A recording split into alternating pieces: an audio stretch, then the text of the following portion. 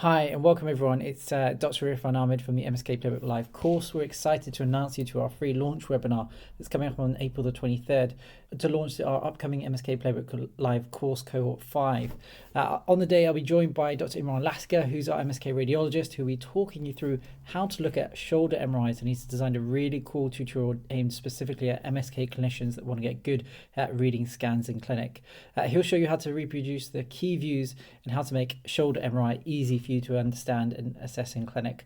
I'll be going through how to deal with the imaging reports, how to hopefully show your patient the key views from the scan, and then I'll be giving an evidence update lecture from the upcoming MSK Playbook live course cohort 5.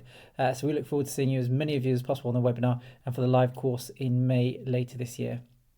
So if you do want to join us for the live course, the registration is now open. On the MSK Playbook website, you'll get full access to the pre-course reading materials, and we now have uploaded the schedule for the full 2 days. You'll get access to 46 live cases, 20 evidence update lectures, and also access now to on-demand access after the course.